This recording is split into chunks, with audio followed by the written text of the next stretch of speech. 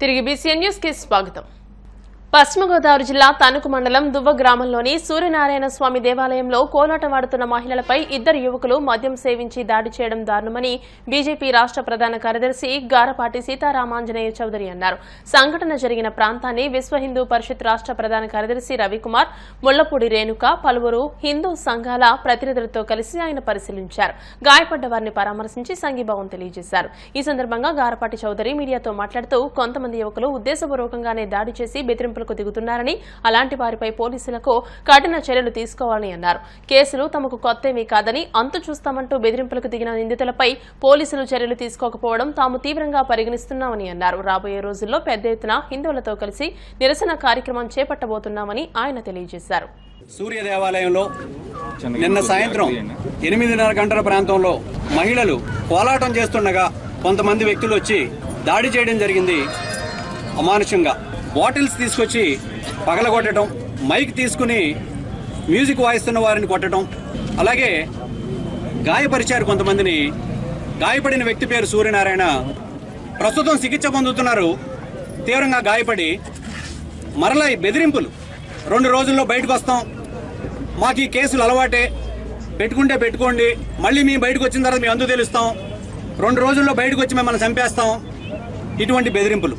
ముఖ్యంగా పోలీసు వారు ఏం చర్యలు తీసుకున్నారు నిన్నటి నుంచి? ఇతను అంతకుముందు క్రిమినల్ హిస్టరీ ఉన్న వ్యక్తి, అనేక కేసుల్లో జైలుకి వెళ్ళొచ్చిన వ్యక్తి. అటువంటి వ్యక్తి ఓపెన్గా కత్తిపుచ్చుకుని పట్టపగలు తిరుగుతూ బెదిరిస్తూ ఉండేవాడని అందరూ చెప్తున్నారు. ఇక్కడ 2 నెలల క్రితం ఒకళ్ళ కత్తితో పొడవబోతూ మిగిలిన వాళ్ళు ఆపారు. దసరా సందర్భంగా గ్రామోత్సవం కూడా నిర్వహించుకోకుండా అడ్డుపడి మీరు ఎలా చేస్తారో కార్యక్రమం చూస్తారని బెదిరింపులు, మిగిలినవి ఇక దుర్భాషలు. ఇటువంటి వ్యక్తి మీద ఏ విధమైన చర్యలు తీసుకుంటోంది డిపార్ట్మెంట్? గత ప్రభుత్వంలో చూసాం, దేవాలయాల మీద దాడులు, అలాగే రథాలు తగలబెట్టడం, అలాగే విగ్రహాల చిరఛేదన. మరలా ఇప్పుడు ఎన్డీఏ ప్రభుత్వం వచ్చింది, మనం ప్రశాంతంగా ఉన్నాము అనుకుంటున్న సమయంలో హిందువుల మీద దాడులు పెరుగుతున్నాయి. చిత్తూరు జిల్లాలో వీకోట్లో చూసాం ఇన్సిడెంట్, మచిలీపట్నం దగ్గర పెడంలో చూసాం ఇన్సిడెంట్, మరలా ఇక్కడ మన దువ్వలో చూస్తున్నాం. ఈ విధంగా హిందువుల మీద దాడులు పెరుగుతున్నాయి. రాబోయే రోజుల్లో హిందువులంతా కూడా ఈ దాడుల్ని ఖండించడానికి పెద్ద ఎత్తున మేము కూడా నిరసన కార్యక్రమాలు నిర్వహించబోతున్నాం. కాస్త సహనం ఎక్కువ కదా హిందూ సమాజానికి, కాబట్టి మనం ఏం చేసినా చెల్లుతుంది. మనం ఒక సామాజిక వర్గం పేరు మీదో లేదా ఒక పార్టీ నీడలోనో ఏదో విధంగా మనం మరలా బయటకు వస్తాం, వీళ్ళని బెదిరిద్దాం, కేసులు పెడదాం. ఏదైతే లా ఉందో ఆ చట్టాన్ని వాడుకుంటూ దాంట్లో ఉన్న లొసుగుల్ని ఉపయోగించుకుంటూ మిగిలిన వాళ్ళందరినీ భయభ్రాంతులు చేయడానికి ఒక ప్రయత్నం జరుగుతోంది. ఇది ఆగాలి. ఇది ఎన్డీఏ ప్రభుత్వంలోనన్నా ఆగాలి. హిందువుల మీద దాడి చేయాలన్నా, హిందూ దేవాలయాల మీద పడాలన్నా, ఆ ఆలోచన రావాలన్నా రాబోయే రోజుల్లో భయపడాలి. ఈ సందర్భంగా మేము డిమాండ్ చేస్తుంది, ఈ సంఘటనలో పాల్గొన్న వాళ్ళు, వెనకుండి నడిపించిన వాళ్ళు కూడా అందరి మీద చర్యలు తీసుకోవాల్సిందే. పట్టభద్రులందరూ తమ మొదటి ప్రాధాన్యత ఓటును ఉభయ గోదావరి జిల్లాల పట్టభద్రుల ఎమ్మెల్సీ కూటమి అభ్యర్థి పేరాబత్తుల రాజశేఖర్కు వేసి అత్యంత మెజార్టీతో గెలిపించాలని రాష్ట్ర urban development corporation chairman Govind, TDP రాష్ట్ర అధికార ప్రతినిధి వర్మ విజ్ఞప్తి చేశారు. కాకినాడ జిల్లా పిఠాపురం నియోజకవర్గంలోని విరవాడ, గొల్లప్రోలు, కోలంక, చెందుర్తి తదితర గ్రామాల్లో మాజీ ఎమ్మెల్యేలు వర్మ, గోవిందులు పర్యటించారు. ఈ సందర్భంగా పట్టభద్రులను కలిసి పేరాబత్తుల రాజశేఖర్కు ఓటు వేయాలని వారు విజ్ఞప్తి చేశారు. ఆయన మీలాడు ఇన్స్టిట్యూషన్ కూడా పనిచేస్తారని ఆయన పోటీ చేస్తారు. పోటీ చేస్తే ఫస్ట్ దేశంలో మొదటి ప్రాజెక్టుతో డిక్లేర్ చేసిన ఏకైక ఎలక్షన్ చిరంజీవి. దాని కారణం అందరూ కూడా మొదటి ప్రాజెక్టుకే ప్రయత్నించారు. రెండో ప్రాజెక్టు ఇవ్వాల్సిన పని లేదు. మొదటి ప్రాజెక్టు ప్రభుత్వ పనితీరు మీరు చూస్తున్నారు కంటే మీరు కూడా అవగాహన వ్యక్తులని మీరు కూడా 10 మందికి ఒక 10 మందికి మోటివేట్ చేయండి. ఇప్పుడు ఇక్కడ మనం గ్రూప్ డిస్కస్ నమూనా ఎలాగన్నది ఓటు ఏమంటే దాంట్లో 80% ఇన్వాలిడ్. తెలియక, తప్పేం కాదు, తెలియక మీరు వేసి ఓటు కూడా వాల్యూడిటీ ఉన్నారు. చెల్లుబాటు కాదు. మీరందరూ దయతో నిలువు గీత, తెలుగు అక్షరాలు వద్దు, ఇంగ్లీష్ అక్షరాలు వద్దు, రోమన్ ఇంక్ వద్దు, ఏది నిలువు గీత అదే యాక్సెప్టెన్స్. మీరందరూ కూడా మీ ఫ్రెండ్స్కి, వాళ్ళకి, అందరికీ, మీ ఇంట్లో ఫ్యామిలీ మెంబర్స్ మీరు మ్యాక్సిమం అందరూ డిగ్రీ చదువుతున్న ఎక్కువ మీరందరూ కూడా చెప్పాలని చంద్రబాబు గారి తరఫున పవన్ కళ్యాణ్ గారి ఎక్కువ చర్యలు కూర్చోవాలి.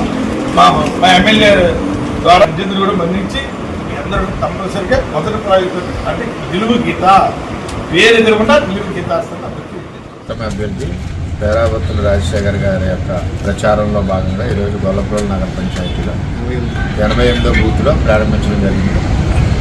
మరి ఏదైతే జగన్మోహన్ రెడ్డిని తరిమి కొట్టి ఈరోజు రాష్ట్రంలో సుపరిపాలన ఇచ్చి రాష్ట్రాన్ని అభివృద్ధి పదంలో తీసుకెళ్తున్న ముఖ్యమంత్రి చంద్రబాబు నాయుడు గారు, అదే కూటమి పార్టీలో ఉన్న పవన్ కళ్యాణ్ గారు, నరేంద్ర మోడీ గారు అందరూ కూడా ఆంధ్రప్రదేశ్ రాష్ట్రాన్ని అభివృద్ధి పదంలో నడిపిస్తూ ఉన్నారు. నారా లోకేష్ గారు అందరూ కూడా ఇందులో భాగంగానే చదువుకున్న విద్యావంతులందరూ కూడా సరైన నిర్ణయం తీసుకుని కూటమి బలపరిచిన అభ్యర్థి పేరాబత్తుల రాజశేఖర్ గారు మీరందరూ ఒకటో ఓటు వేయవలసిందిగా అందరినీ ప్రార్థించి రిక్వెస్ట్ చేయడం జరిగింది.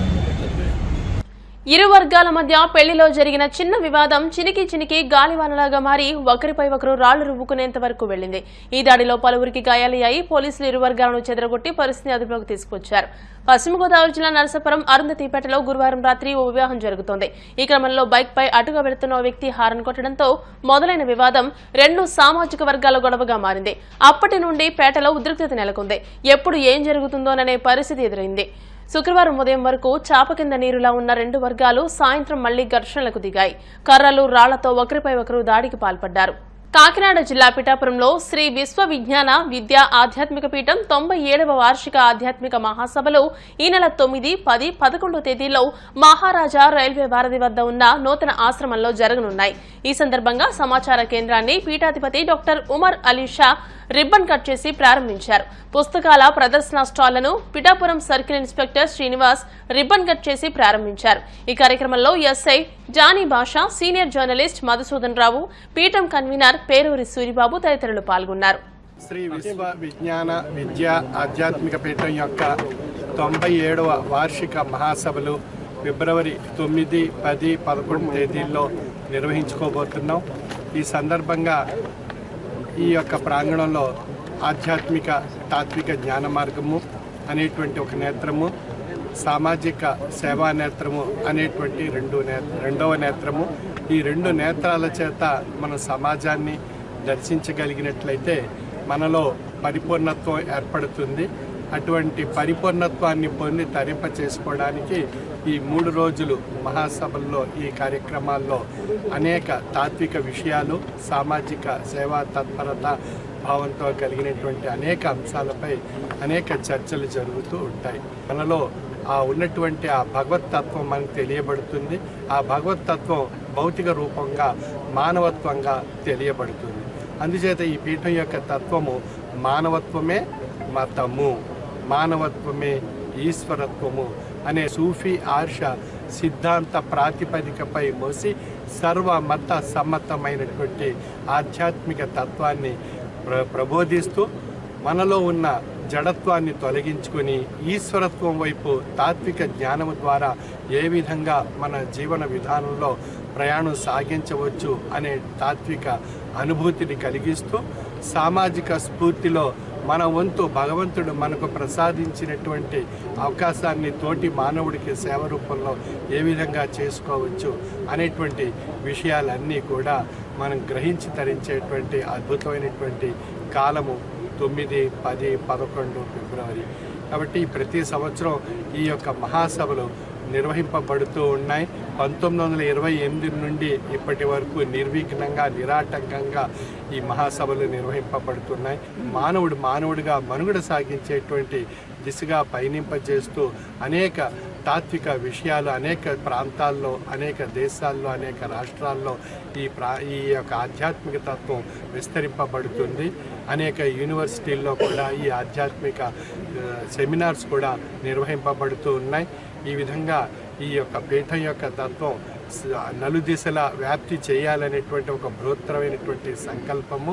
ఎందువల్ల అన్నట్టయితే ఈనాటి సమాజంలో ఉన్నటువంటి కులతత్వాలు, ప్రాంతీయతత్వాలు, భాషాతత్వాలు, ఒత్తిడి, ఆందోళన ఇంకా ఇత్యాది విషయాలు ఎన్నో అంచేత మానవ తత్వాన్ని మనలో గుర్తు చేస్తూ మనకు భగవంతుడు ప్రసాదించినటువంటి మేధస్సుని జ్ఞాన సంస్కృతి చేత మన సంస్కారాన్ని ఏర్పరించుకుని మానవుడిగా మనుగడ సాగించాలి అన్నట్లయితే ప్రతి ఒక్కరికి, ప్రతి మత ధర్మస్థులకు, ప్రతి కులస్థులకు, ప్రతి ఒక్కరికి, మానవులందరికీ ఆధ్యాత్మికత అనేటువంటిది అవసరము. సంచలన దర్శకుడు రామ్ గోపాల్ వర్మను కేసులు వదలడం లేదు. ఓ కేసులో నిన్న ప్రకాశం జిల్లా ఒంగోలు రూరల్ పోలీస్ స్టేషన్లో ఆర్జీవీని దాదాపు 9 గంటల పాటు పోలీసులు ప్రశ్నించారు. ఇదే సమయంలో మరో కేసులో ఏపీ సిఐడి పోలీసు నుంచి వర్మ నోటీసులు అందుకోవాల్సి వచ్చింది. గుంటూరులోని సిఐడి కార్యాలయంలో విచారణకు హాజరు కావాలంటూ ఆ నోటీసులో పేర్కొన్నారు. 2019లో కమ్మరాజ్యంలో కడప రెడ్లు సినిమా తీశారు ఆర్జీవీ. అయితే తమ మనోభావాలు దెబ్బతీసే విధంగా సినిమా తీశాడంటూ గత ఏడాది తెలుగు యువత రాష్ట్ర అధికార ప్రతినిధి బండారు వంశీకృష్ణ సిఐడి కార్యాలయంలో ఫిర్యాదు చేశారు. ఈ నేపథ్యంలో డైరెక్టర్ రామ్ గోపాల్ వర్మకి గుంటూరు సిఐడి సిఐ తిరుమలరావు నోటీసులు జారీ చేశారు. వార్తలు ముగించే ముందు ముఖ్యాంశాలు మరోసారి. జగన్ రెండోసారి ముఖ్యమంత్రి కావడం అసాధ్యం, కేంద్ర మాజీ మంత్రి చింతామోహన్ జోస్యం. భీమడోలులో ఘనంగా గ్రామదేవతల 12 ఏళ్ల జాతర మహోత్సవం, అమ్మవార్లను దర్శించుకుని ప్రత్యేక పూజలు నిర్వహించిన ఎమ్మెల్యే ధర్మరాజు.